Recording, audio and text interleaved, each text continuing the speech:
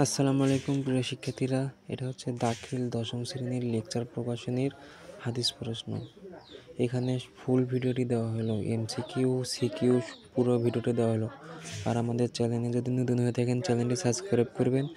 আর আপনাদের সুবিধার্থের জন্য আমাদের একটা হোয়াটসঅ্যাপ গ্রুপ আছে, সেটার লিঙ্ক আমাদের ডেসক্রিপশন বক্সে দেওয়া থাকবে, সেখান থেকে আমাদের হোয়াটসঅ্যাপ গ্রুপে অ্যাড হয়ে যাবেন। ধন্যবাদ সকলকে।